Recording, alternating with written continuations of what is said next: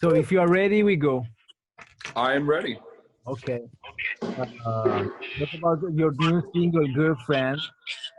Is out everywhere and is a total certified banger. So congratulations. Is there a frequent feeling that you have after one of your songs is out? How does it feel, and how are you now?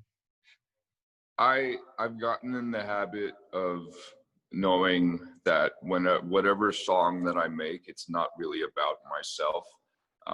It's really about if people like it. So if people like it, great.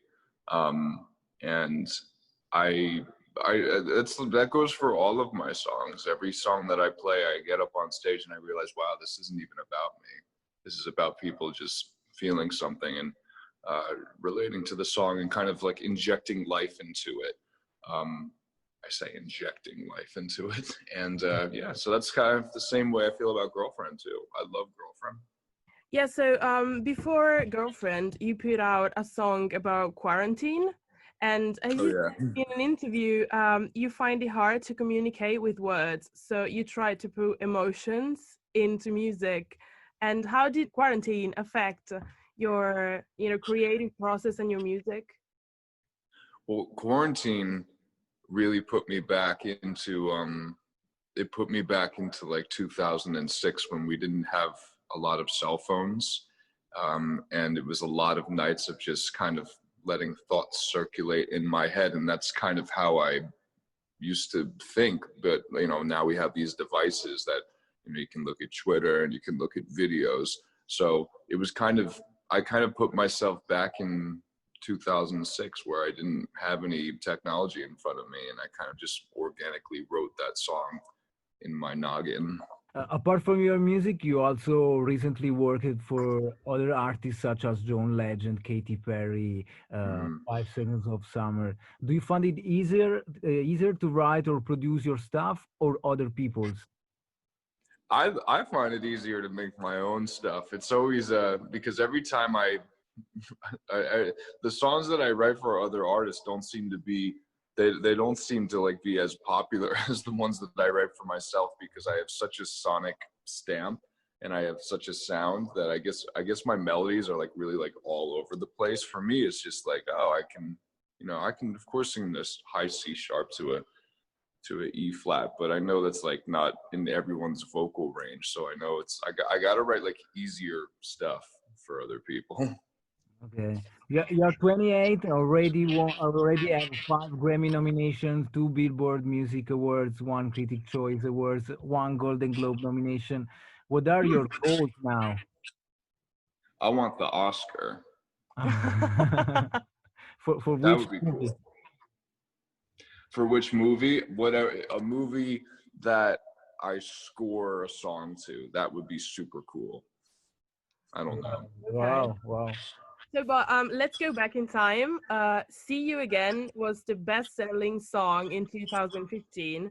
It was and still is a big success, but it also has become like a reaction song for sad videos and a meme. Have you ever I used know. your song as a meme? And how does it feel? I actually heard a couple of older songs of mine used as memes on.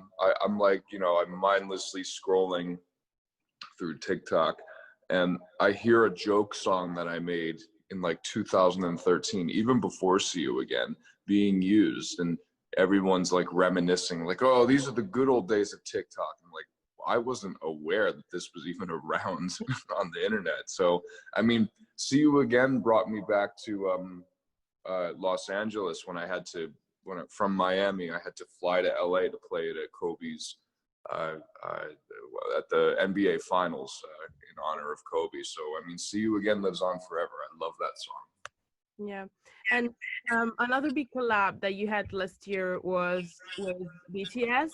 You performed in South Korea with Jungkook, your song "We Don't Talk Anymore," and then with the whole group Fake Love. And I am a huge fan, so I think both performances were very good. And also, I love his voice. I love that. I love those guys. yeah.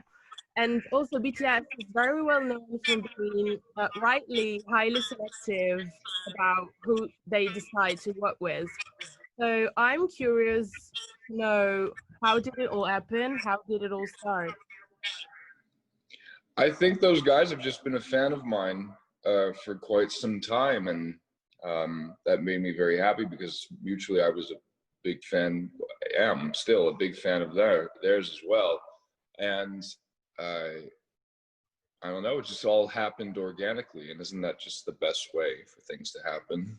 And last but not least, Elton John. I saw an interview of you Oh yeah. where you explained how everything happened. I got chills. Did you actually pick up the phone and it was like, "Hi, darling, it's Elton"? Hmm. That's exactly what, every time he writes me an email and every time he calls me, he starts with that. He's a classic man, and he's very, very sweet. We wrote such a good song. Think like Don't Let the Sun Go Down on Me plus Attention. It's really cool that I got to work with a legend as well. When we will hear what you've been working on.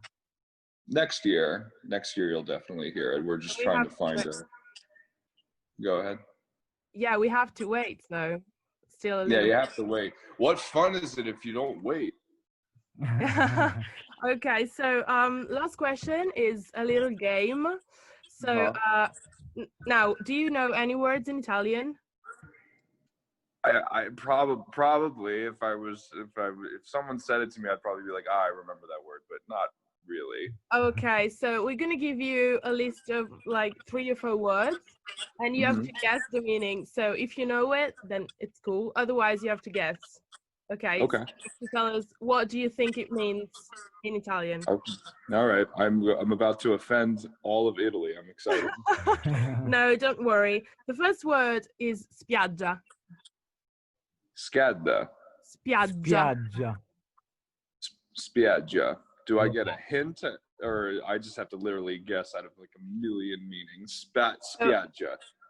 I can tell you that it's not a material thing. It's more like a place. Spiaggia. That sounds to me like Italy's best pasta restaurant. Let's all go down Spiaggia's and have some pasta. Am I right? It can happen, but unfortunately that means the beach. Oh, You can have the best okay. pasta at the beach, but Yes, you can have the best restaurant. pasta at the beach. Yeah. You guys eat so late. You're like, all right, it's time for dinner at 1:30 in the morning. Yeah, I mean, it depends on where you are in Italy, because at the north we quite like soon. You're right. South, you're more late. Right. But go on. What do you think imprenditrice digitale means? Imprenditrice. Imprenditrice digitale. 2 words. 2 words. Something digital. Yes, Yes. it is. Yes, it is. Someone. Digital marketing. I don't know. Yeah, something similar. It's like, it's a word that is connected to a girl. I don't know if you know her. She. A digital girl, a blow up doll. Oh, a social media influencer girl. I got it. First try. Yeah, exactly. Next word, fidanzata. Fidanzata. She is the person that flies over Italy and makes sure that everybody's social distance, and you don't want to visit from Fidanzata. It's a word that you know very well if you think of music. Fidanzata. This is a hard game. Does it mean to slow down? No, it's a person.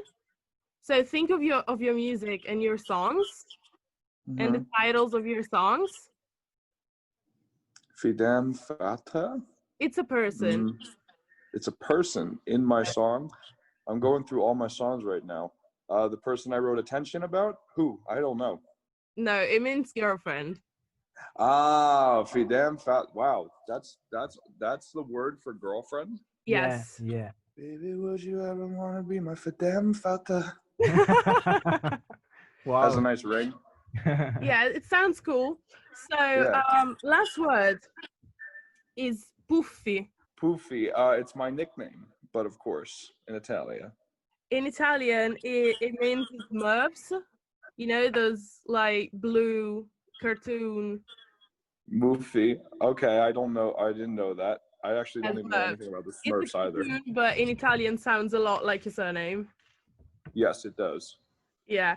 Okay, so thank you very much for your time. I did so well. We just killed this interview with this game. Yeah. And I'm the best. I'm the most, and I'm the MVP of the yeah, Italian guest. it's very well. So what I'm asking you as the last thing is to say hi to our listeners. So the name of the show is Say What on Radio DeeJay. So if you just say hi. Hi, this is Charlie Puth, and I'm saying hello to all the listeners on Say What on Radio DeeJay.